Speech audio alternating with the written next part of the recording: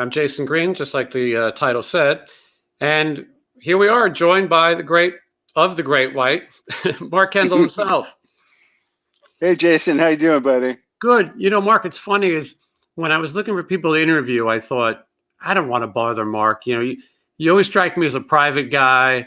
And then I went online and saw you did like 10 billion interviews. Oh, yeah. No, I'm not hiding from anybody. Yeah.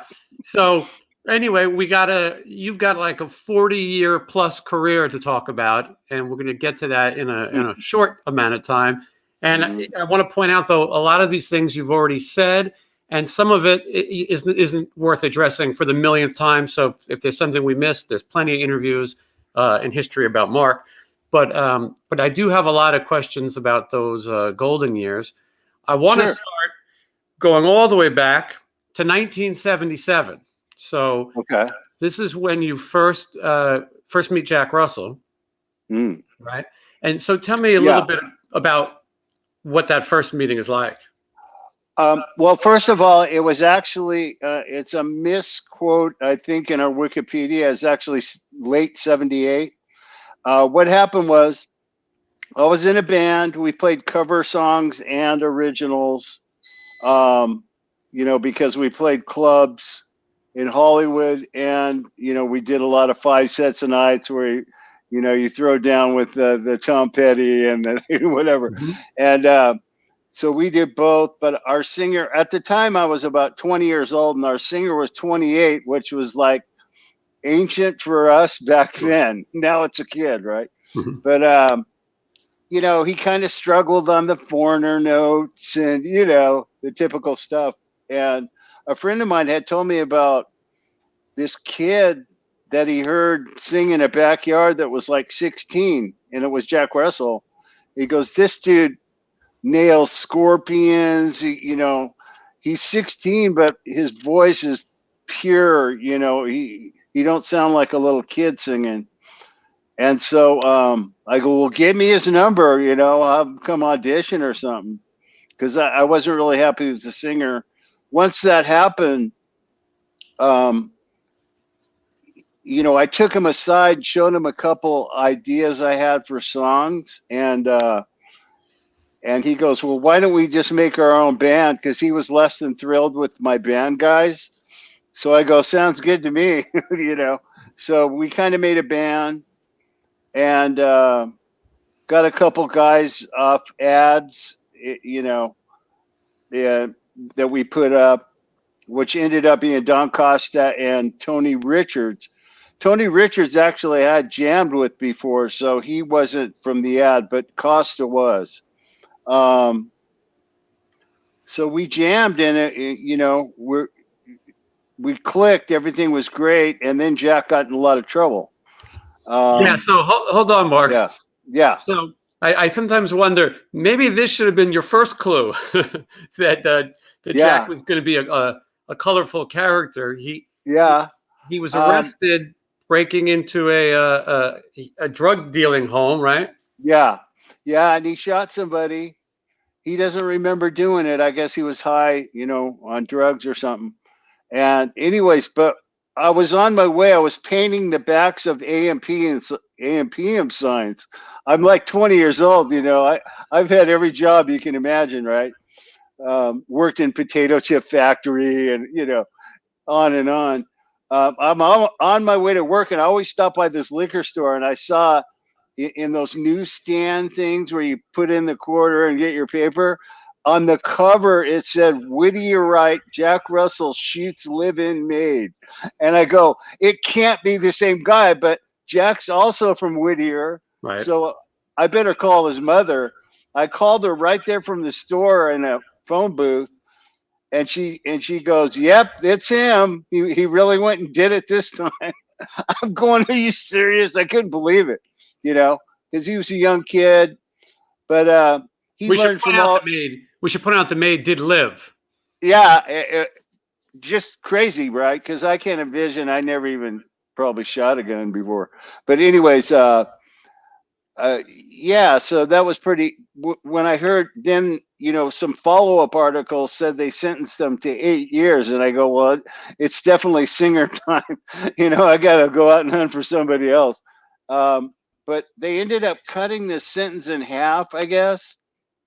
And then once he joined all the programs, once he entered this, I guess it's called the Youth Authority when you're under 18. It's like a prison, but for kids. And he joined all the drug programs and went along with the people and ended up only doing 18 months. So when he got out, he just goes, just let me audition. I'll blow away anybody you got. And so we did. We auditioned him, and me and Costa go, man, he's our man. And the drummer didn't really want to change. At the time, we had a guy called Butch Say that was kind of like a Rob Halford. You know, he sang Judas Priest perfect, right?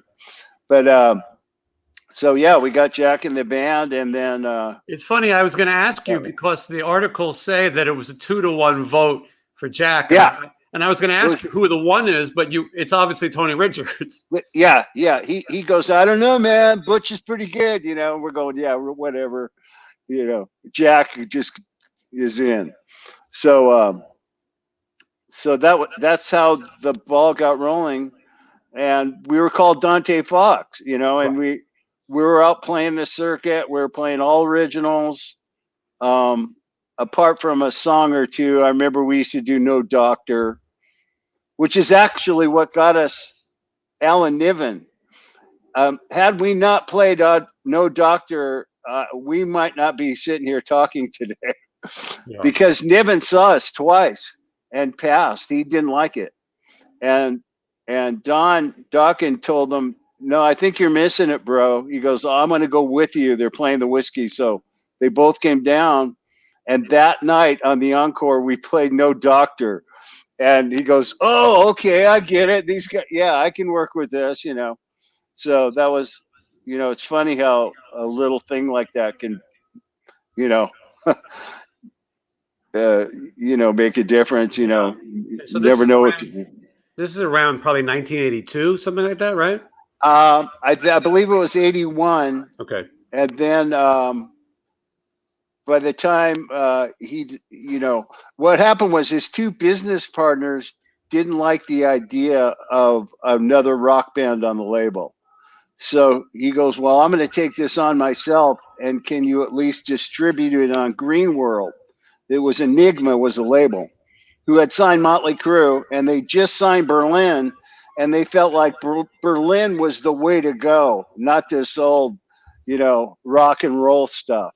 Mm-hmm. But Niven believed in the band, and he flew over Michael Wagner from Germany, and we made an EP and didn't really have a proper record deal, but we got on KMET, and they played On Your Knees in rotation, which I'd never even heard of anything like that before.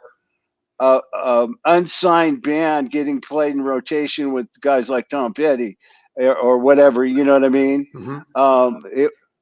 I'd never heard a band. The only thing I've ever heard before is local licks kind of thing. You know, like they had a station called K-West that would play the local talent, you know, and maybe an original or two or whatever. But yeah, so it was kind of just a whirlwind of stars lining up or whatever you want to call it. I don't know, man. But yeah, you guys for a local band were playing some really big shows already too. You were building a base. Yeah, we had a good fan base, and when we went to meet him, he said he liked everything about the band but the name. So here we built what we thought was a great following around the LA and Orange County areas. And he's going to change our name. You know, we thought it was like a horrible idea at the time. And not known to us at the time, but I guess he was out front of the Whiskey or whatever. And I drove by, screamed something out the window of a car, and the kid next to him said, "There goes Great White."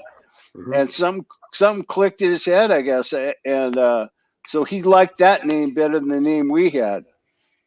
And Yeah, and at the time, you were kind of known for wearing white, you know, white clothes, and your hair was like almost platinum at that point.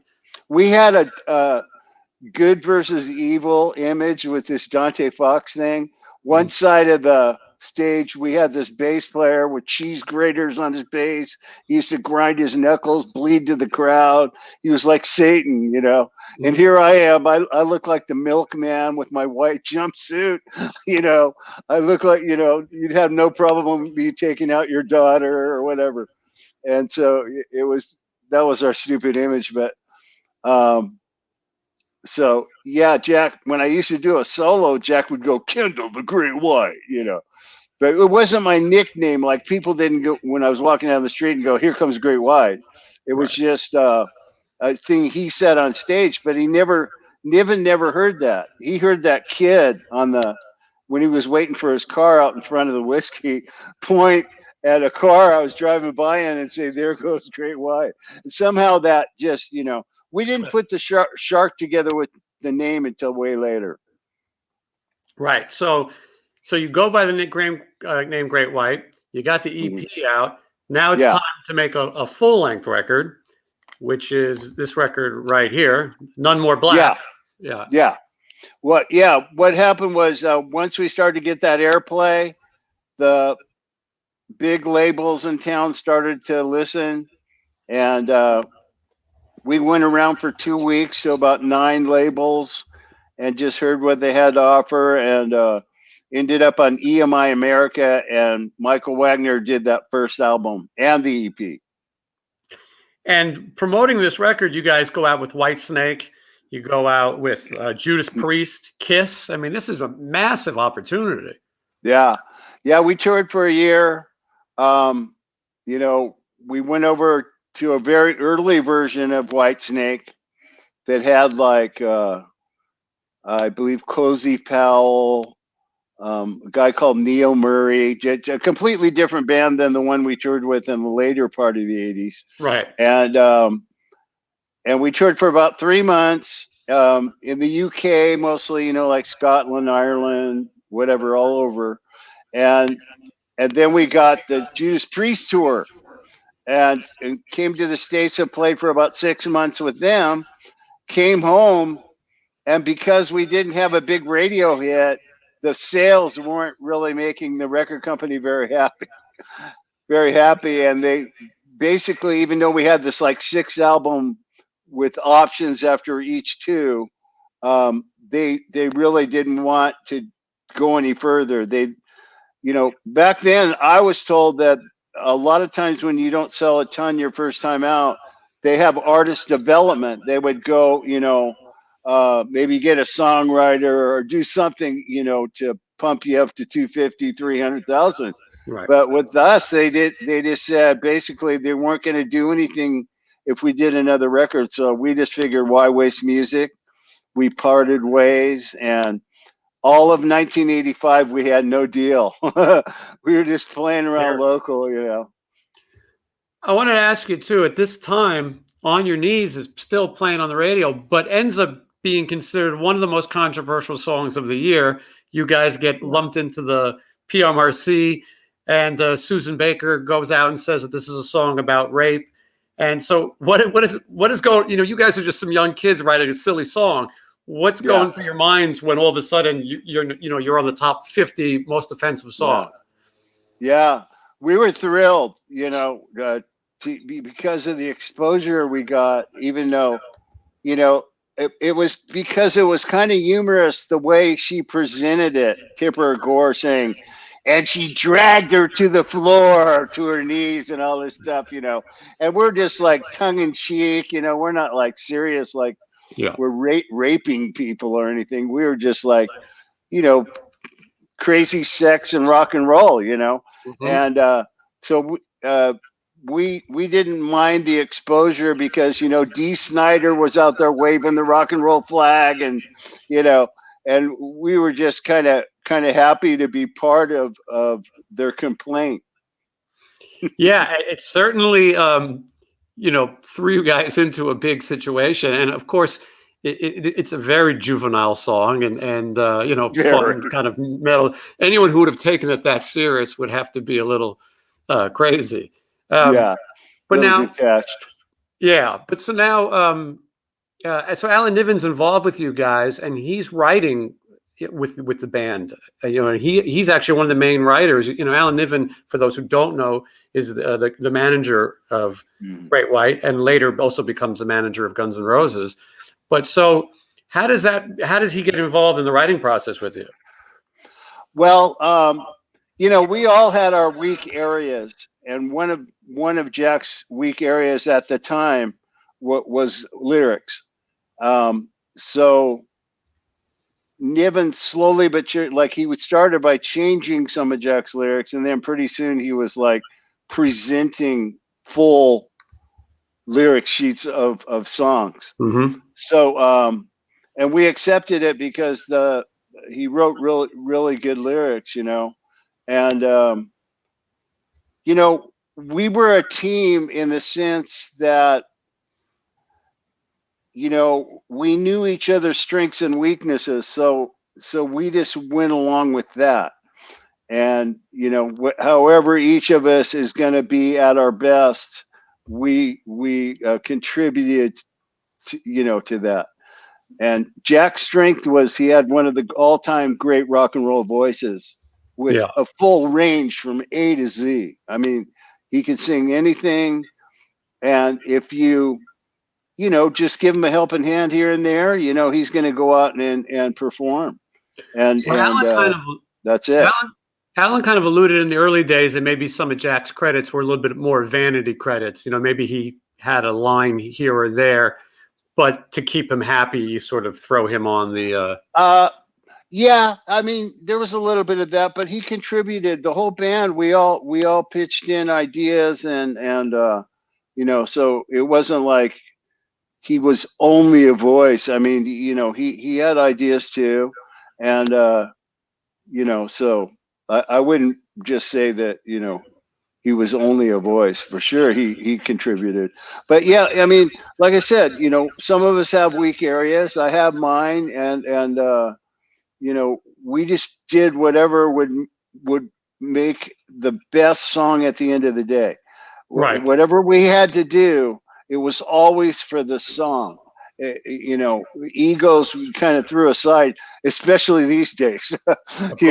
We're always about the song. The song's the most important thing, not our egos. So, and I think weren't you guys kind of sharing the dough also? I think even though maybe one person was writing more than the others, I believe, weren't you guys kind of splitting the money equal at that point? Yeah, we always did that because we felt that if there was one big cheese getting most of the money, it would just create problems. So none of us were greedy about that. Yeah, and for many bands, it was a massive problem. Oh yeah, it always becomes a fight because what happens is when one guy's getting most of the money, then he starts forcing the songs into the band. Right. It's not like you're really looking at the music. You're thinking dollars and cents all the time.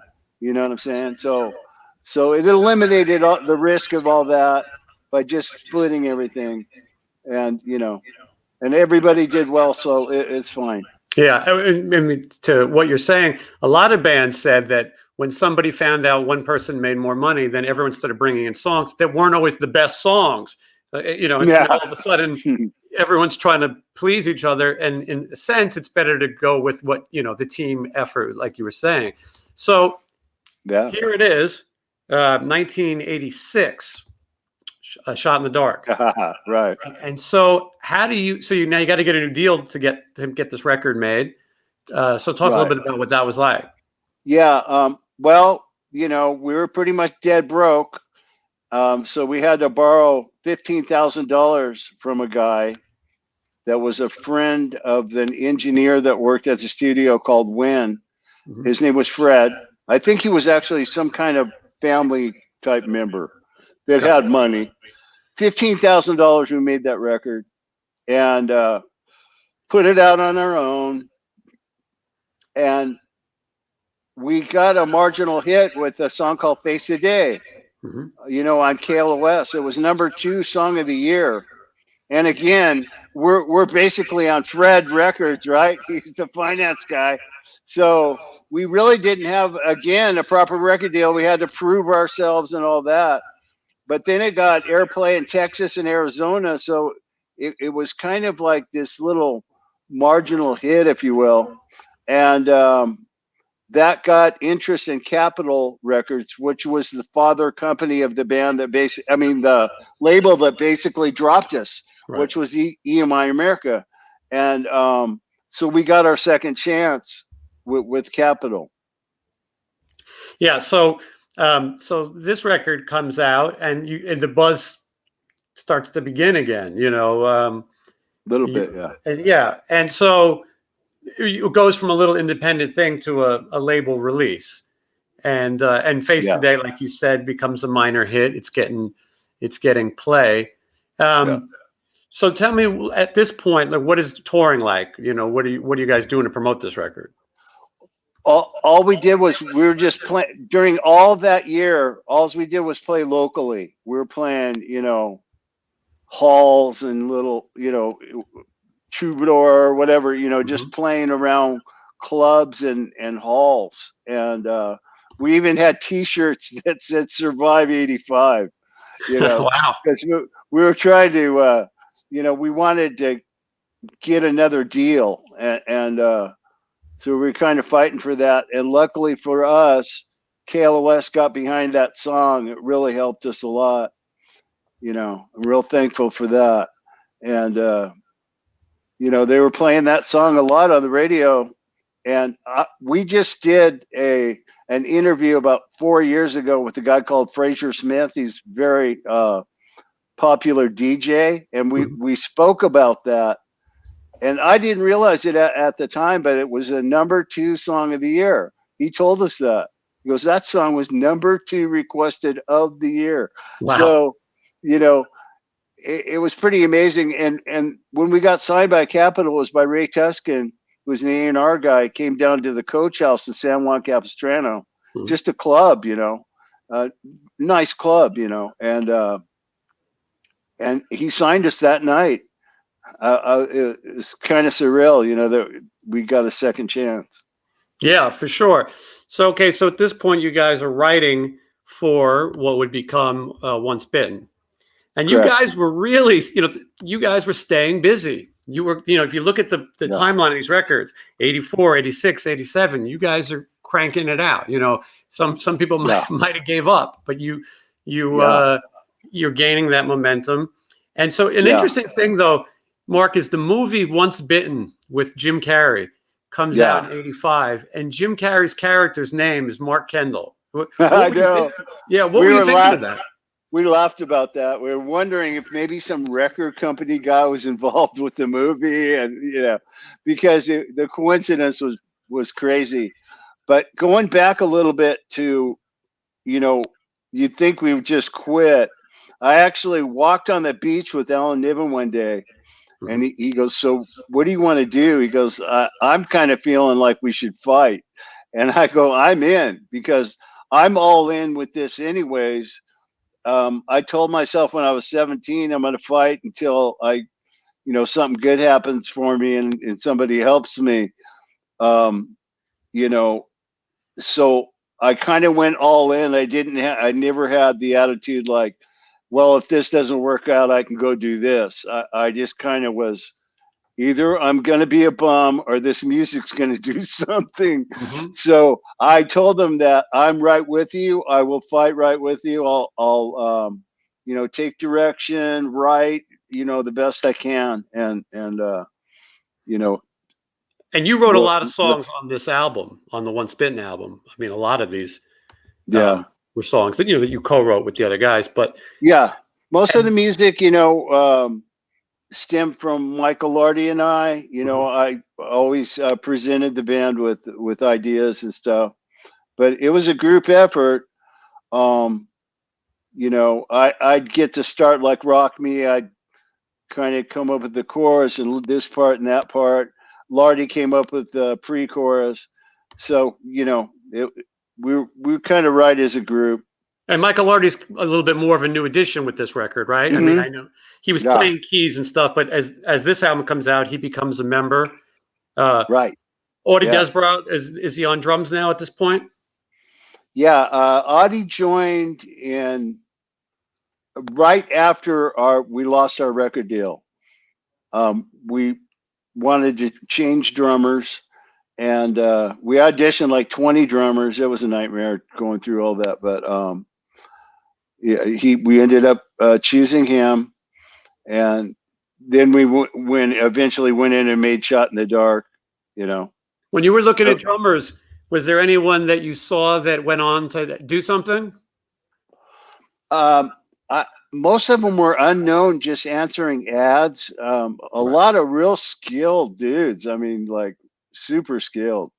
But they were asking the wrong question, like how much do I get a week? And you know, it was more like they were more concerned about the finances than being a band member. It seemed, you know, we just wanted somebody that's going to come in and rock, and the money will take care of itself at some point. And be committed to it, yeah.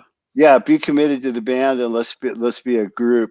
And we really felt that out of the gate with Audie, that he was going to be a brother, a friend, and the drummer. So that's why we went with him. And at this point, Lauren Black is playing bass still. Yeah. Now, Great bass player. Was addiction becoming an issue at this point with anyone? Yeah, I mean, I was drinking. You know, we all partied. The thing about Lauren was it was getting in the way of his responsibilities with band events. You know, like with photo shoots, he'd be late, and you know, so you know, we kind of would say, hey, dude, you know, get it together when we got to do stuff. You know, do your partying at party time. You know, so he was a little out of control, and so, you know, he got a warning. You know, we weren't just going to fire him, but he got more than one warning. And then when he was 4 hours late to the Rock Me video, right? You know, holding up cameras when we're spending like 150,000. That was pretty much it. You know, we couldn't deal with it anymore. It was unfortunate because we really loved the guy, and he was a great bass player. I mean, he was like a bass fan. So when you hear "Rock Me," that is Lauren on bass. Yeah, you know, he played on that album, but he just kind of blew it. You know, it's a shame. Yeah, and ultimately he passed away. Was it from his addictions? Yeah. His liver failed and all, you know, organ failure and all that. So he died way too early. You know, it's unfortunate. Love the guy though. Yeah, absolutely, and great bass playing, like you said, on that album, and the song "Rock Me" especially is a bass-driven tune. Yeah. So that video is made, that song is out, and really starts to blow up for you guys. That becomes an anthem. Yeah, you know, Niven, I got to give him credit because you know, him and Michael would hear me kind of noodling around in between songs on the first album and on the second album. And it had nothing to do with the music that we were putting on the tape at the time. You know what I mean? So they kind of heard my influences in between takes. You know, I'm always noodling around on my guitar, and they both had the thought that we should be doing that instead of what we're doing here. And so that when I got freed up to do whatever I wanted and just go with my influences and the things that made me want to play, that's when stuff like Rock Me happened, you know, because on the first album, we're basically trying to be like Judas Priest. Right. You know, it's definitely more of a metal record. Which we felt like Judas Priest and the Scorpions at the time, they were so flying under the radar. They weren't big commercial bands at the time. That was the hip way to go, you know, because we're kids, you know, we don't have our own thoughts yet. And, you know, even though that album isn't bad, it, you know, really wasn't true to heart as far as the people that made me want to play and get better or whatever. And if you're a Great White fan and you go backwards, that record does not sound like what the rest of the Great White legacy does sound like. Right. And so once I was freed up to just play what I want, it sounds like Rock Me and, you know, the things that you heard from Once Bitten on. The stuff before that was a bit forced, and, you know, so I was thinking through Judas Priest brains. Mhm. You know what I mean? And it didn't come out anything like Priest, but you know, that was the thought process. When you come up with the idea to call this record Once Bitten, are you already thinking that the next record will be called Twice Shy? Is that a thought out decision? Um, that's close, but it's actually backwards. Once Bitten kind of came from, you know, the ocean, sharks, the whole thing, because we kind of had the shark mascot along with the band name that we used. Um, and the one thing we liked about it is it didn't dictate what we had to play musically. It Mhm. wasn't the type band name that where you had to play one kind of music. We could just pretty much do what we wanted. So that's how we came up with the Once Bitten. The obvious follow up would be Twice Shy, but we didn't think of that until after Once Bitten. That's what I was wondering. Yeah, Yeah. you could take credit and say there was this great calculated decision. Mhm. So tell me, is it because this is a famous story? Did Izzy Stradlin suggest you guys cover of Guns N' Roses? Did he suggest you guys cover Once Bitten, Twice Shy? Yes, he did, but not in our presence, in just Alan Niven's presence. He brought him that song. I guess he had heard because, as you mentioned earlier, Alan managed both bands. Mhm. Um, he realized that we had an album, Once Bitten and Twice Shy. So he brought Niven that song. He goes, man, you guys should cover this, you know. And Niven loved the lyrics and the song. He presented it to us, and we thought it was cool too. So that was the whole reason we did that. It's a pretty cool story. I mean, and Niven being involved with Guns N' Roses helped you guys in other ways too, because you guys did some good shows with Guns N' Roses also, right? Um, we only did one proper regular show at Mhm. the Ritz in New York, but I jammed with Slash on stage, and you know there was a couple musical encounters, but never band in band on stage together. Apart from that one show. That Rich show, which was actually turned out to be a pretty famous Yeah, yeah, show. because the MTVs were there. Right. MTV covered that show, and we both had a great night. We opened the show, and Alan said it would be a good idea. He goes, "I want you guys to open." You know, even though we'd sold way more records than Yeah. them at the time, they had just gone gold. But he said the buzz in New York on these guys is like overwhelming. And he goes, it'd just be cool if you guys open. It'd just be great. And we agreed to it. And you know, they had a great night, and we had a real nice night. And I still see there's still like songs from that night on YouTube. You Yeah. know, yeah, so it was a good performance. I was actually sick and had a real high fever, and I just back then we cured everything with beer. No, I'm You sure. know, I just go, I better have 6 Heinekens tonight instead of 4. Hmm. You know, but but I was sweating bullets. I remember that show, man. It was hot.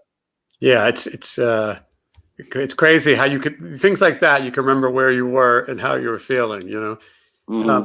could you have had any idea that this was going to be the song that the cover song is going to be the one that really breaks the band? Was anyone thinking like that? No, well, we had a real big hit with Rock Me, Right. but the Once Bitten Twice Shy, we were actually surprised that it was the record company that kind of forced that song to be the song. When they came in the studio and when they heard that song, they go, "This is it. This is and we're going, "Okay." I mean, What were you guys thinking? we liked it. We liked it. We didn't really. We that shows how great we are. We had it wouldn't be the song we would have picked, and Did you have one that you guys were thinking about? well, we thought like Lady Red Light Yeah. or something with like that. It's a shorter song. It like kind of fits in with the MTV vibe. This is our mentality. Of Mhm. course, we think we're geniuses, but but anyways, yeah, when that song took a life of its own, we were all just like, whoa, man. I guess people could relate to it. And Alan really did have a good sense. You know, the lyric, he really liked the lyric because it was like about being on the road. And I don't know, people just related to it, you know. And And it hit the MTV rotation hard. I mean, it oh was yeah, playing oh yeah, it every was all over the masses. radio. I mean, it reached number 5. I remember at one point we were like one number ahead of Michael Jackson and stuff like that. You know, I mean, it was a freak deal the way it took off. But I think people related to it in more than just like you know, a road song, like Once Bitten, Twice Shy. Just that saying, you know, like I'll never do that again. I did that before. I don't know. It just kind of clicked with America, really with the world in a way. But Yeah. the funny part is, it never a hit when Ian Hunter did it. It was only a marginal hit, I was told, in the UK. You know, kind of just pilfered around whatever, some number. So, Did you you know, ever talk to Ian Hunter? oh yeah. In fact, in 1984, our sound man was good friends with him. He lived in New York, and we went by his house and borrowed his drum riser out of his backyard for the Judas Priest tour. Yeah. And then when we played the Ritz in '88, this is before we did the song. Right. He used our tour bus as a taxi cab and came to the show. And so we had these ties with Ian Hunter before we did the song, but it had nothing to do with the reason we did the song. Right. It was just a freak thing that, you know, the way that came about. And you guys made Ian Hunter a little dough on the side too, you know? Oh, beyond. I mean, I don't know if it was $1 million, but it was close. Enough to where he put a band back together. He went on tour. He had a song in MTV. Yep. You know, fans were asking him why he's doing this Great White Song live. You know, we heard that story. And so, yeah, it kind of revived him. I guess he was kind of, you know, just at home and stuff. All these checks started coming in the mail, and he goes, man, it's time to rock. Yeah, it's amazing how that happens. I mean, he would have had no idea. You know, Mark, one of the things that I was always thinking about with Great White around this time is a little bit of how the band was maybe marketed, which was, I felt like you could have been more of the guitar hero that you didn't necessarily get pushed as. You know what I mean? And maybe that's because you weren't a flashy player. You know what I mean? Like you weren't tapping and doing all kinds of, you know, showboating. I didn't play enough notes, is what you're saying. Essentially, but the notes you played counted, and really, and guitar players knew that. You know, knew there was real feel to your playing, and the playing was in your hands. You know what I mean? You didn't need a billion rigs to make a sound. Yeah. And so I thought, I mean, there was the Guitar magazine with you and Jakey Lee on the cover, and you know, I thought they were dabbling with it, but I really thought that. The name Mark Kendall was never associated with, you know, how every band had, you had George Lynch, you had Warren DeMartini. Oh yeah. And I feel like I feel like they should have pushed it. Well, you know, they're technically better than me. And, you know, so there's something to say about that. It never really bothered me not getting trophies for playing guitar though. Because one of the main things I'm always concentrating on is what I can do to make the song the best it can be for the listener, and myself. I want it to be more melodic, do memorable things like Jimmy Page, and you know, instead of just some blistering fast thing that had no melody attached to it. So I was always, my thought process was, what can I do to make this song the best it can be? And if that doesn't include a guitar trophy, oh well. Right. And I get that. You've always been a pretty humble guy, and I think that's part of it too. I don't think you were looking to go out and you know, do guitar clinics and endorse some fancy stuff, you know. And the same maybe goes for the image of the band. You know, again, you guys might have been a little bit older than some of your peers at the time. You know, not that you were old guys, but these young bands are coming out and they're sort of you know, Oh yeah. I don't think the ladies have, no offense to Audie, but I don't think they have the Audie Desbro, you know, pinup in their room. But yet they had Blas Elias or, you Yeah, know, whoever. sure. Yeah, And, they probably were younger. You know, and the other thing, going back to the guitar player thing, I'm definitely not saying that all those guitar players you mentioned are great, because I'm a fan of both those guitar players you mentioned, yeah. and they play like gangsters. I mean, you know, they have melody, they can rip it up like a GIT student, you know, so they got best of both worlds.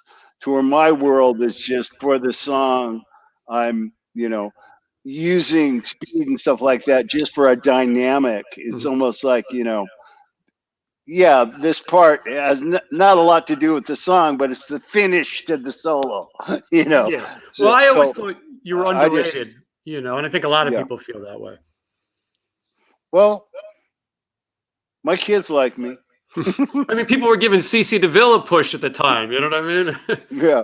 Oh, Well, then there's that. They, you know, actually, he did a pretty good show if you ever seen him live. I mean, that guy's like the first oh, man on the sun or something. You know, his solo, he was like flying it. We did a tour with him once, and it was. I used to go on the side of the stage so I could watch his solo. It was so crazy, man. and so, you know, so but just aside from maybe these things could have been pushed harder, you guys are selling a lot of records. You're Yeah, going platinum, you're going double platinum, and sure. you're keeping it going. You're playing headlining shows now. It's getting bigger and bigger, and no matter what happens with the times, Gray White is continuing. You know, Yeah, where maybe people put out one record, put out two records, you guys just keep it going. 89 is twice shy, double platinum. 91, you put out Hooked, which is gold. 91, already things are changing. You know, yeah, 92, you put out Psycho City. This is like where bands were starting to slow down. You guys are yeah, going faster. 94, Sail Away. yeah, 96, Let It Rock. These are years where most bands folded, you know, of yeah, your yeah. genre. They 99, went home for a while. yeah, 99, Can't Get There From Here. You guys do the tour with Poison and Rat, a great bill. Yeah. Uh, yeah, and that was Poison's first kind of. They were coming back because they were one of the bands that, Oh yeah. you know, was Yeah. on the downcline, and maybe because you guys weren't what would be considered a typical glam band, maybe because you were more of a blues rock band. I think maybe you had a better survival rate during those years because your music Yeah. was authentic, you know, and they weren't just party songs. You got, you know, Yeah. Ray White has amazing deep cuts. Your fans know that. But every album, there were songs, whether they became a hit or not, they became fan favorites to people. And I think that's what allowed us to, you know, from taking care of the songs and having a pretty good catalog. Um, you don't disappear with the fashion of the time. You know what I mean? It's yeah, like when hair's not popular anymore, we don't go away because the songs are still there. You know what I mean? And so that helped. Even though we had long hair, and the same guy made all our clothes. Um, right. you know, us being lumped in with the hair metal as just one music laced through the whole 80s was, I think, not a very thought out journalist um, comment, because I don't think they listened to the catalog very much. Maybe they just heard a couple of songs or something. But our catalog goes deeper than just the radio songs, I think. I Yes. think there's other songs. Those are just the ones that were picked to put out or whatever. But the hardcore fans really know what is underlying with those big songs that were radio songs. Yeah. I mean, the body of work speaks for itself. And I think that people can listen to Great White, especially some of those later records, and not feel that they're dated. You know, Yeah, they're rock which songs. is neat. I still get the chills when I hear Rock Me on the radio, like just a couple days ago going to the store. You know, we came on the radio. I'm like, you know, the fur rises, you know. I Mhm. mean, it's funny that I still get excited, but I'm going, man, I'm on the radio. I can't believe it. This is amazing. That's a great way, because you did follow your dream, and so for the dream to pay off and for it to still mean something to you is important. And Great White meant something to a lot of people. It was at the right time. Those songs, and there was a lot of magic to hits. I told you the story when I first met you a long time ago. I remember I lost my virginity to a Great White cassette, and I want to make myself sound younger and tell people it was like the record that came out 10 years ago, but it was way back. I've told the story before, but with me, I'm such a fan. I mean, it's unbelievable what a fan I am. I have all my heroes, and there are songs that literally I get pictures. I know exactly where I was. Mm-hmm. I know what I was doing, just from hearing a song on the radio. So, like you said, you had a story behind Great White songs. A lot of people, that's how they identify with us, is the time in their life when Rock Me came out, or this song or that song came out, because we grew up with our fans. We literally grew up with you guys. We're all similar age, and, so it's kind of neat to be a part of that. Absolutely. And it's a testament to also keeping that legacy, going to this day, which we'll get to. So now we're going to the late 90s. How bad is Jack's addiction at this point? Not really horrible. He just had maybe spurts of little benders, but he did that whole Can't Get There From Here record dead sober. We did it up at Jack Blade's ranch in Santa Rosa. So we lived there, and he was spot on, man. Had it all together, and really performed well.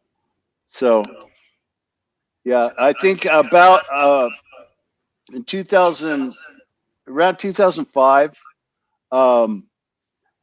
the benders were like really long. He was really struggling, and some people the demons are just so powerful. It's very before difficult. You get to that, in 2000, you decided to take a little time off from Great White. We all did. Okay, so we played our last show. We played our last show at the Galaxy in Orange County, and I wanted to desperately wanted to do a solo album. Yeah, which you did. Jack wanted to do a solo album. My first effort, I got together with a guy that was a real good songwriter named Todd Griffin, but he was also a singer. He was in a band called Graveyard Train, and he worked with Bon Jovi at one time. So I called him and I go, "Hey, would you work with me? I want to write some songs. I want to do the solo album." And I worked with him for about 4 weeks, and he was singing while I was playing these songs, and I'm going, "Dude, your voice is so insane." So what I ended up doing was making a band instead of doing a solo album. Oh, so right. I just named it Train Station instead of calling it Mark Kendall, whatever. So that ended up being a band, but my solo album came around 2005. Jack went on tour, and actually he made a proper solo album, got Vinnie Caliuta to play drums, Bob Kulick played guitar, so it was a badass record. I thought it was a good record and different than Great White. And so were your records. And I think this was a chance, though, for you to show off your playing a little bit more, at least your blues style as well, with Train Station and with your solo record. And so I think you needed that. I think you can hear what I bring to Great White when you hear me on my own. Right. You could hear my part, and you could hear what Jack does when he goes off on his own, So, yeah, that was it. We just, we wanted to take a hiatus. We hadn't had a break since '82. We were basically just nonstop train, never took a break. So it was kind of cool to get away on our own and do that. Sure. And so at some point, Jack decides to go out, though, as Great White, or as Jack Russell's Great White. No, he actually just went out as Jack Russell. Okay, so it was his solo band that he was touring with. Yeah, with Ty Longley, um, got Eric something. I can't remember these guys' names, even though I kind of know them. I understand. And the bass player, I didn't really know his band very well, but they didn't play on his record. He got session people, Right. but he hired a band to play his stuff. And they went on tour. So he needed you to call it Great White. Is that right? What happened? I was touring, opening for Johnny Highland up north, who was a famous Nashville dude, and great guitar player. God, this guy, he was unreal. But anyways, we did about 12 shows up north, and I got a call when I got home from Jack's manager saying that his tour was kind of suffering with attendance.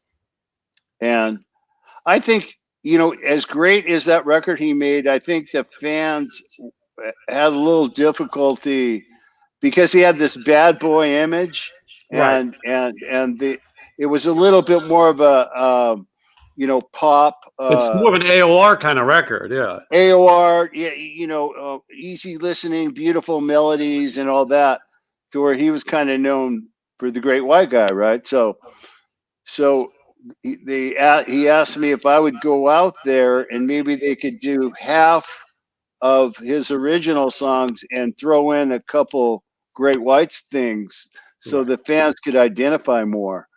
At some point, instead of calling it Jack Russell, I saw on a flyer one day at a show, it said Jack Russell's Great White. That's the first time I ever seen that. So I don't know. That's the first time I saw it. I don't know when they made that decision. I was going out as a sideman. They were paying me by the week. Right. I committed to 4 weeks. I said, I promise I'll stay out for 4 weeks, but I got my own band at home, So that was that. And so you were helping and probably adding some legitimacy to at least being able to use the Great White name, because you and Jack were partners. Yeah, they could have played Great White songs, but they just thought it would add a little bit more if I was playing them, Not that they couldn't have covered. Ty Longley was very accomplished on guitar. He would have no problem covering Great White songs. They just liked the idea of, seeing me and Jack and, whatever. So I committed to 4 weeks. I told them for sure I'll go 4 weeks. And, Yeah. So that was and obviously it ended much earlier than the 4 weeks, unfortunately. So yeah, with the accident in Rhode Island, they had a pyro thing at the beginning of the show, and it just turned out tragic. Everybody knows that story. So yeah, I was gonna say that story's been well documented, and so But I know that it's also been hard on your career and Great White's branding. People. I think people are, they actually thought that Great White was out using pyro. We've never used it in our entire career. We've never used it once because we were never a spectacle. That wasn't our gig. It was your music. Yeah, it was our music. We just, we're out playing our best type of a deal, and we just wanted tons of lights and maybe a little fog on the bellet. We didn't go out like Kiss and blow things up. So that's the first time I've ever been on stage when that was used. I've never, apart from there was a video we did, and they had some kind of sparklers going off like a Bon Jovi trip. Right. And that was on a video called "Call It Rock and Roll." Yeah, and this is in a safe environment with no, in a studio and probably. Oh yeah, they were total pros and everything, but so that was a.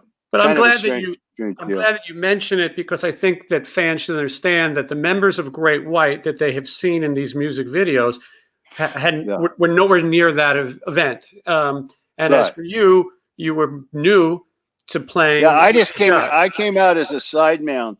I had nothing to do with like production or how they wanted to do things. It was Jack's deal. It was his solo album. They had a picture of his eyes behind the band.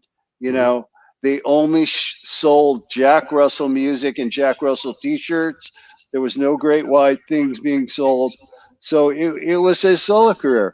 I was out to fill in and kind of help him maybe with some attendance to his shows.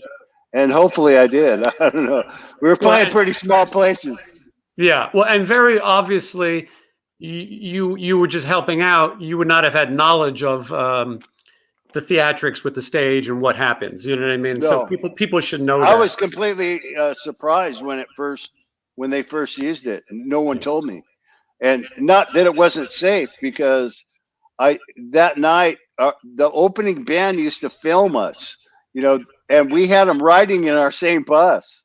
You know, it was budget. You know, it's a budget tour, and I saw Jack standing literally right over it. You know, because it was cold sparks, it can't do anything.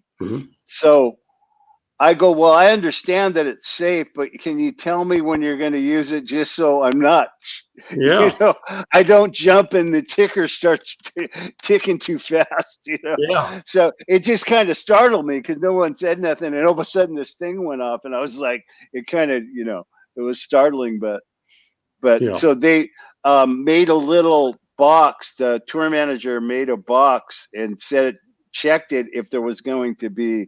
He used to give us day sheets, so he would check it if they were going to use it that night. That way, I was ready for it, and I didn't have to be startled. But as you said, this wasn't your business. These aren't your decisions. You're playing guitar on half a set, and that's what it is. Well, so, they played half Great White and half his solo. And so, okay, so obviously this is a huge tragedy, and you guys do go out and raise money. You know, you go and you do a lot of work and touring for the people and for what you can do. It's not an easy situation. Yeah, because these were fans of Great White, and regardless of my involvement, I was there that night and I saw an opportunity where I could be some help to the families of the victims. So that's why I stuck it out and went out with them. Now, for both of your sobrieties, is this event push you both sort of over the edge? Because you're both suffering with addiction at various times in your life. Not with me. It didn't take any event to have me do anything. I was just a drinker, period. You know, I was like born an alcoholic, and you know, just always had a beer in my hand since I was, you know, 20 years old. So it didn't take an event for me to go off the deep end or you know, do anything different. I'm not really sure if Jack used any more than he did before or whatever. So it seemed like he was getting worse. I mean, I think he says he was, but he could be. Yeah, he could be. I just what I did was tried to mourn properly because it was a huge tragedy, and I'd never seen or been around anything like that before. And so I talked to my pastor. I went and talked to, like, you know, psychiatrist, and I just wanted to kind of, I don't know, just get an understanding of what I've been through. It was, you know, because you feel like, just like I have always just felt like this normal dude just going about my life and, you know, trying to do the best I can or whatever. You know, but when you go through something like that, you know, you can't really write it off. You need to pray about it or something. Oh, absolutely. I mean, you're a part of something that anyone would have a really hard time dealing with. Yeah. So anyway, you do go out and you raise a lot of money and you do what you guys can do. And Jack is definitely deteriorating at this point. By 2009, I believe it was over. But you guys were having you had Janie Lane sing some shows. Yeah. You had Terry, who ended up becoming a singer for a little while with you guys, singing some shows. You know, Shortino did a show. So Yeah. Good research. Yeah. I recommended him to. I apologize. Yeah. Because you did. No, he's my brother, man. I No, love he's. him. I'm kidding. I He's love great. I think that he jumped in and wasn't necessarily ready, though. You know, it's a lot of words to learn. Because you guys, we did a show with Sin City Sinners, maybe opening for you guys, and at that point you were looking for someone. And I think Paul Shortino was singing with us, and I think that's how. Yeah. At a Yeah, he Stations went Casino and here. did a festival with us with I think Udo was on the bill. What was that band that sounded like Zeppelin that was out for a while? Kingdom Come? Kingdom Come. They were on the bill. I don't know, a few other bands, Udo, and yeah. So he came out and did that show, and he did pretty good, you know. Paul's a total brother, you know. He probably isn't right for Great White, but he's still my boy. He's my boy. No, he's great. He lives here in Las Vegas, and I know him well. But I think at the time he had to remember all those songs. You know, oh God, it had a lot of words. Chinese water torture for him, you know. Yeah. All that. But so anyway, so it's coming to the point where you guys realize you can't work with Jack Russell again, and you guys have gone back to him so many times and given him so many chances. But at this point, there's videos of him constantly falling down on stage. It's really depressing. Yeah. Well, you know, I think he knows that too. You know, the brotherhood was really not lost. I mean, you know, it's hard to explain. It's like you said, we gave him a lot of chances. I've said it before, but I've never taken it personally because I work with addicts a lot, and some people just have a more difficult time, and so you know, we told them to go away and get well. We just wanted him to get well, and then come back. You know, like the old sober Jack Russell, kick-ass, rock and roll, badass singer dude, and instead of that, a few months in, he got other people to play with him, and then we had the issue that he wanted to take the band name instead of coming back like we thought we agreed on. So he decided not to come back and go make his own deal, and we had to go to court for 2 years. It was a big nightmare, and we figured out a way for him to be happy and us to be happy, and that's the way it was. And your case, none of this. Yeah, good. I just want to end this with none of this stemmed from arguing or not getting along. Yeah. You know, I hear fans, you know, say, why don't we patch it up? You know, and my response to that is, there's nothing to patch up. We've never got even in more than 2 arguments our whole career. So this has nothing to do with an argument, or this has to do with demons, addiction, you know, that type of stuff. Nothing to do with our love for each other or anything like that. Yeah, despite his addiction, you guys didn't really fight. You know, it wasn't this butting heads thing that you hear a lot of bands have. It's just that he would. Which is usually how a band parts. They hate each other so bad they just can't deal with it anymore. This wasn't that deal. We loved each other to death, but couldn't deal with it anymore. Yeah, you know what I mean. So that's the way that happened, and it is what it is, man. We just, you know, at this point in our lives, we just want to have enjoyment, not deal with, you know, problems and liabilities or anything like that. So we're happy that he's out there. He's still, I think, still performing, and he's singing, making people happy. So let it be. Yeah. Well, we'll get to the future, but I got to ask you, do you think you'd ever even see Jack Russell again? If I saw him somewhere, I wouldn't like run away or anything. I mean, I don't think we were like getting a fight, you know. Right. So yeah, there's never been any mean intentions or bad thoughts or anything like that. Obviously, going through the court thing was a complete nightmare. I mean, it was just horrible. But Do you Yeah. think you'd ever share a stage with him again in any capacity? God, man, that's a tough question. I don't know that would ever come up.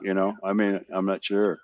Yeah, I mean, I can understand you're trying to live, and the band you're working with now are responsible adults. There's not addiction, and so you're enjoying your life and keeping the Great White brand going.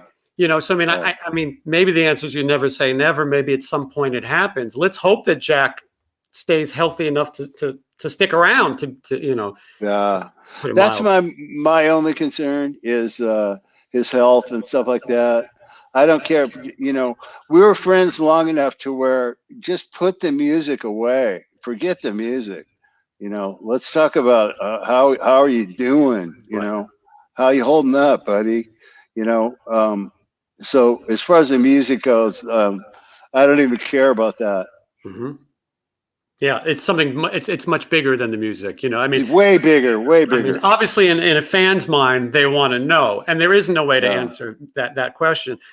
Back to the legal stuff, though, your case actually becomes kind of a precedent for rock bands who are having your situation. You have two LA Guns in these bands, and Queensryche, and in some ways, the answer does become what you guys started, which was okay. We're going to allow him, which is a very kind thing to do, to let him keep working and call his band Jack Russell's Great White. But I think now courts look at that case, and that when you have two bands, because you and Jack did own Great White, you guys were the partners. No, we three of us owned Great White along with Jack. So who was we the had third? four. Michael Lardy, Adi Jesbro, and me owned Great White, and Jack Russell.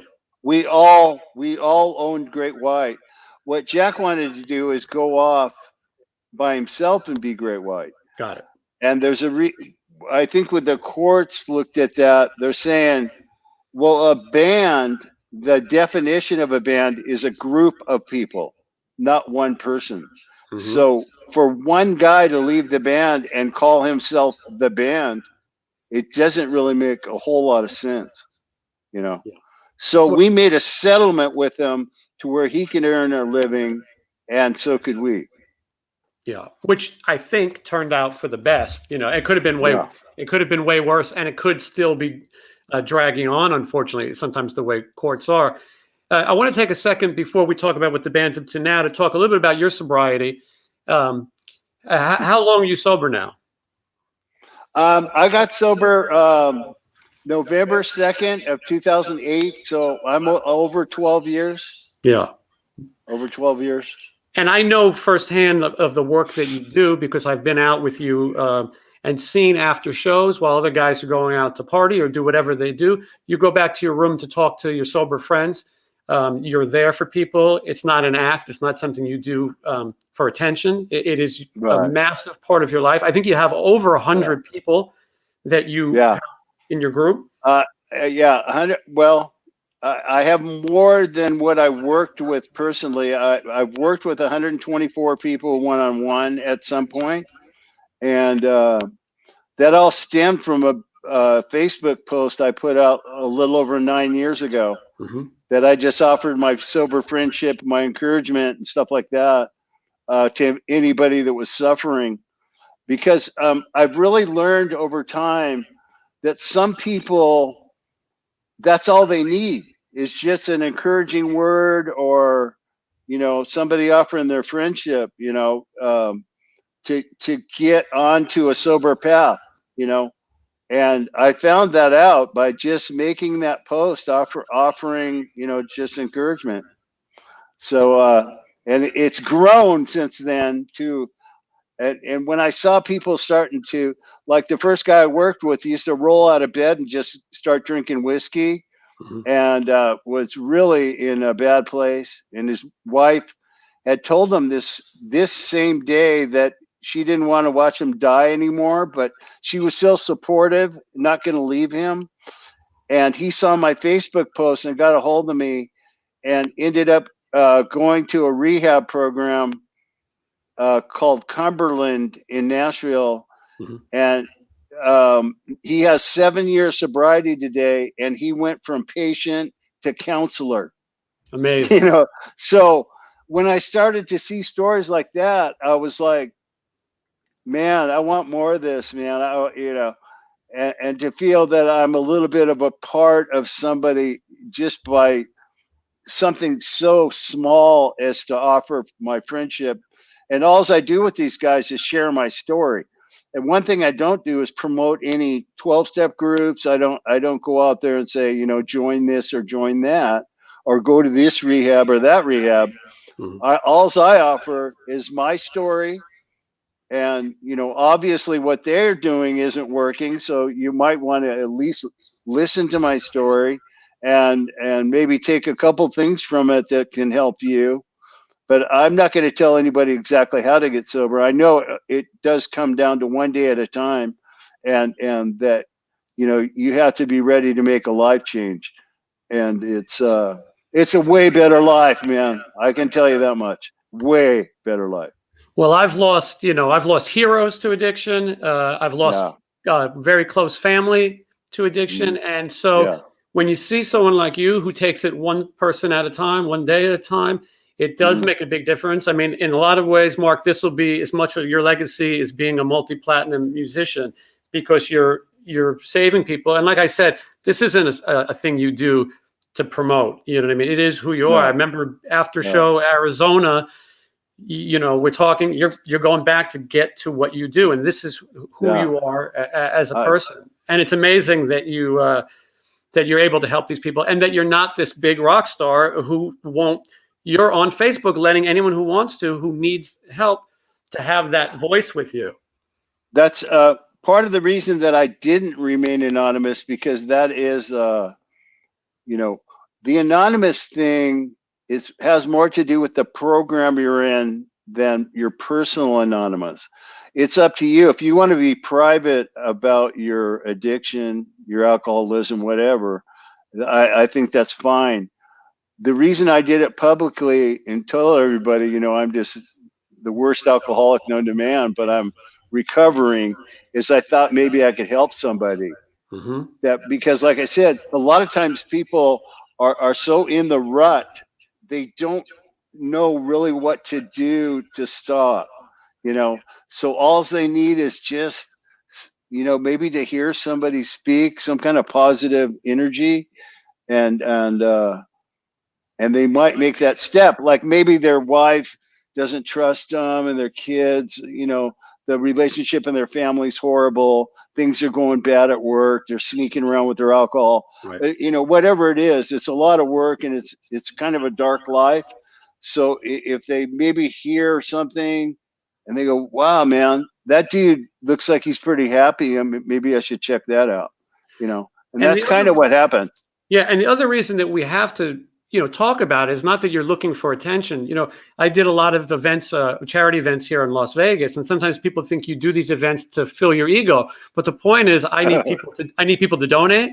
I need people to trust that I'm going to do well with what they donate. And so same with you. If you want to help people, they need to know that Mark Kendall is available for this, and that your story is valuable, whether you're telling it right now on YouTube or you're telling it to one person on the phone, that they see that you can, you're a survivor. There's no question that you are a survivor. And I know for you still, it's an everyday thing. It also keeps me grounded, and because I never take my sobriety for granted. That's when you let your guard down, that's when bad things can happen. You might get a bad thought, because alcoholics, they call us town planners.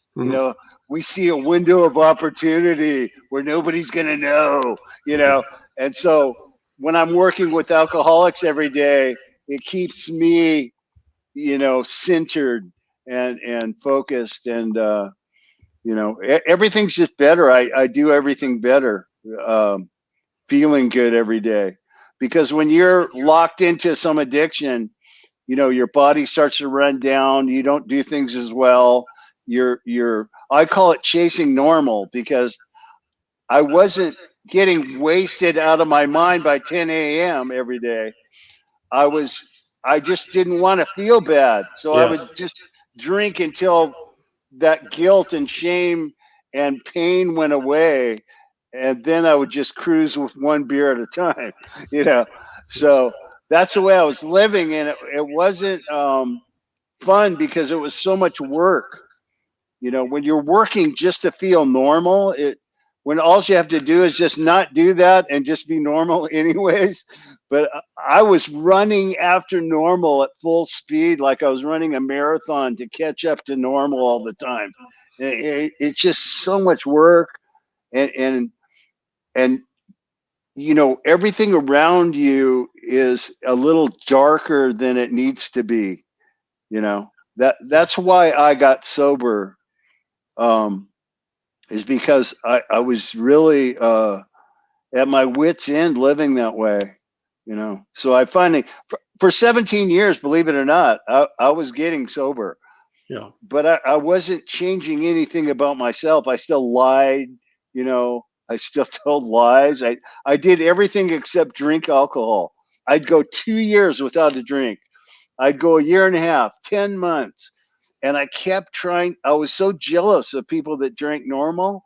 I kept going back and trying it. I go, this time I'm just going to have a couple beers and I'm not going to drink the next day, you know. And I kept trying it and kept failing over and over and over. So then I'd quit again for 2 years, you know.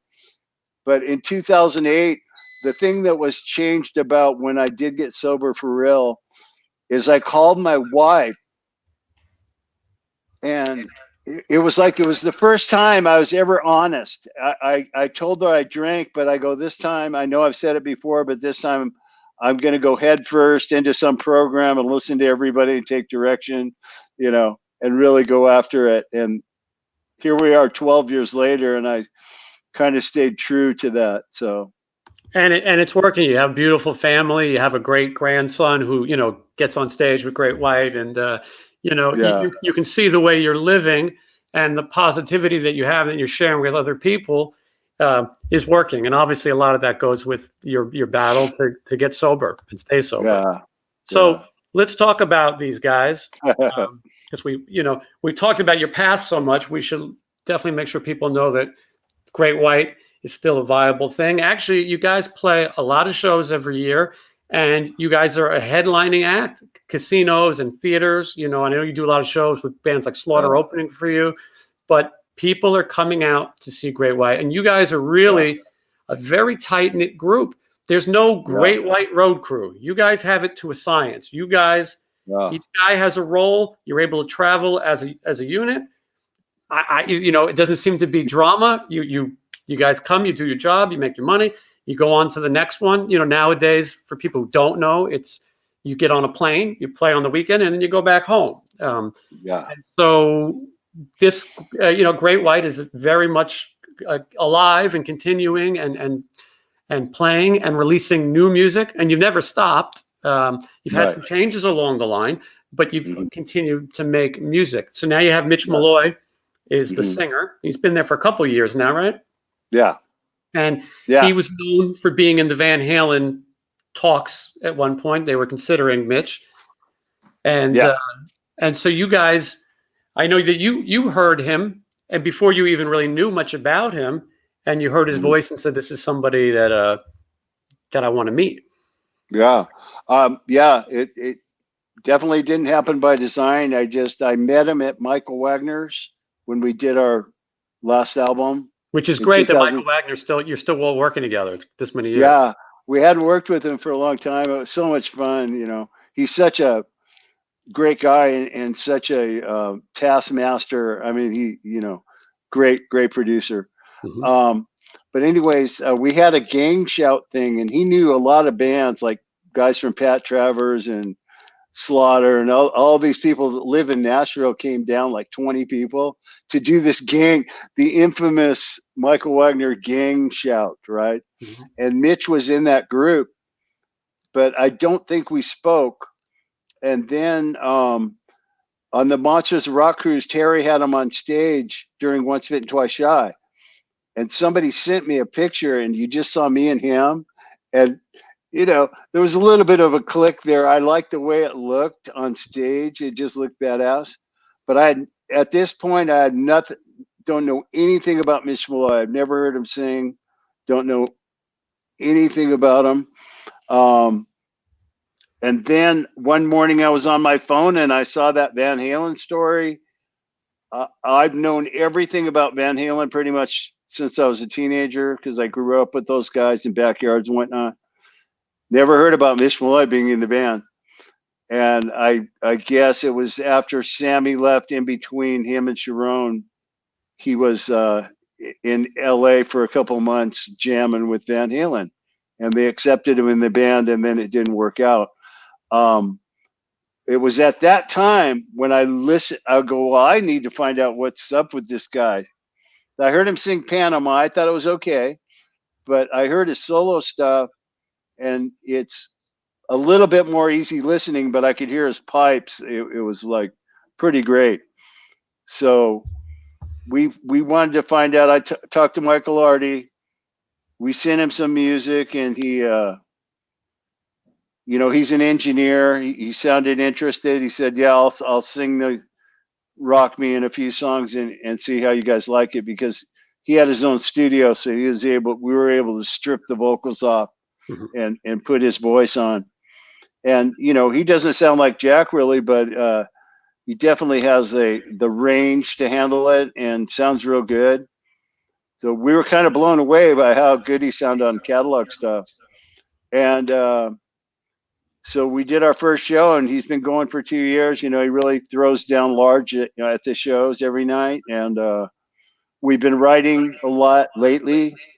And I send him music, and he sends me back a song, and it's Nice. pretty damn good, man. I mean, in the past, I've always kind of showed the singers the melody ideas I have, you know, so they can insert words and maybe switch the melodies a little bit and make it their own or whatever.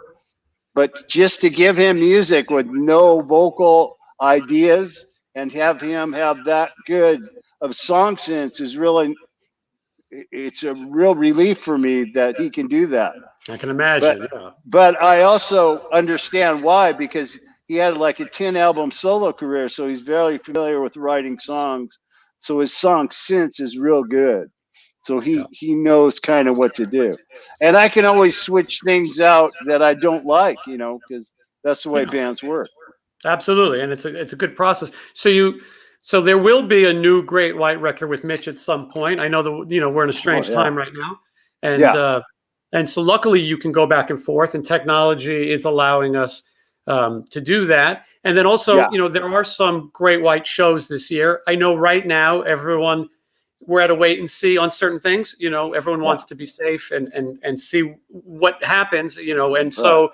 It'll be a minute, but people can go look at your website and see. And when the time is right, you guys will, you know, Great White is always going to be a viable touring option. Yeah, I think the first show is in April, so we'll see how that goes. I think from what I've heard, they have the ideas how to keep it safe and all that. And in the meantime, we're only using technology just for ideas back and forth. When we go to make the record for real, we'll all be in the same room jamming, sorting things out, and do the band thing. And that's how you do it also. You're not. That's how we do it. That's how we do it.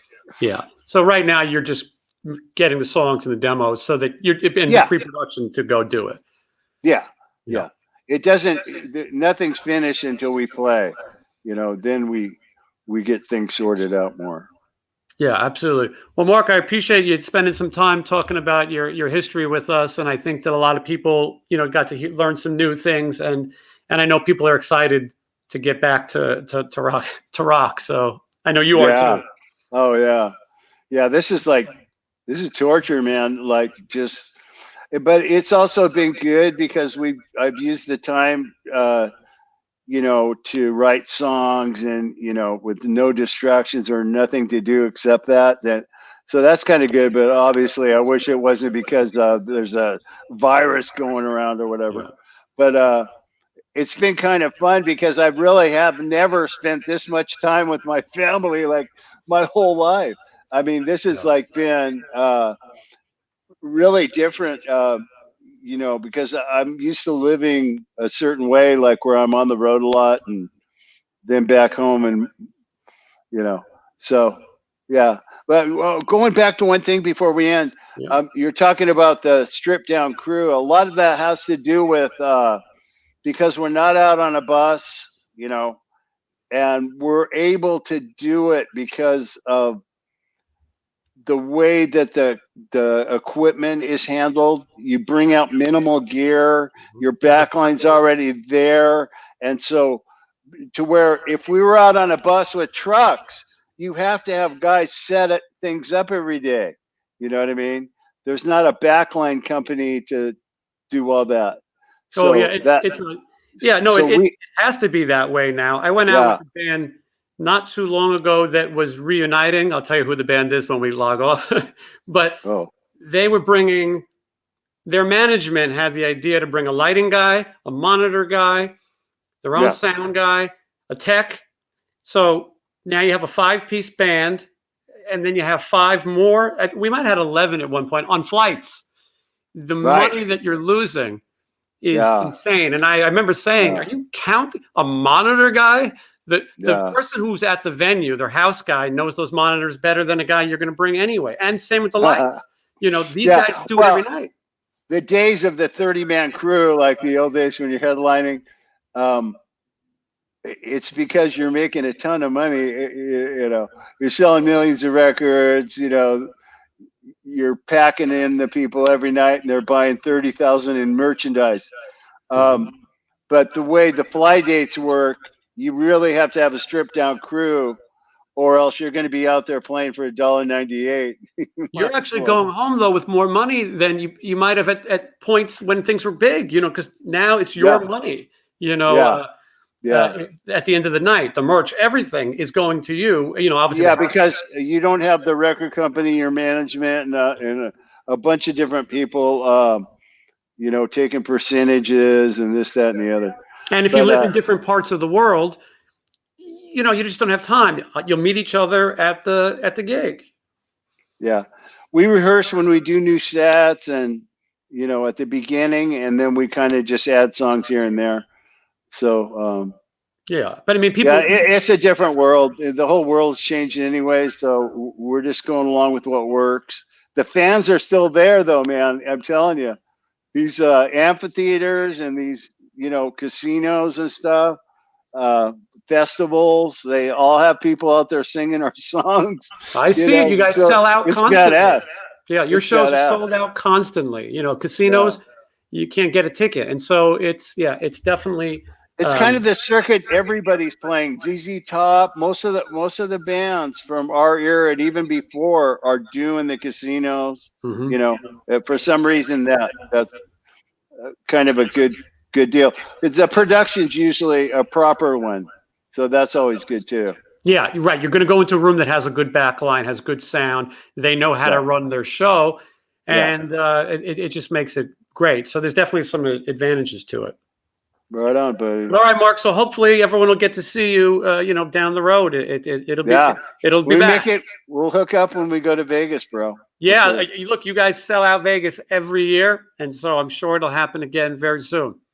Yeah, well, have a good night, man. Thanks a lot, Jason. Thank you, Mark. I appreciate it. Good talking. Okay, bye-bye.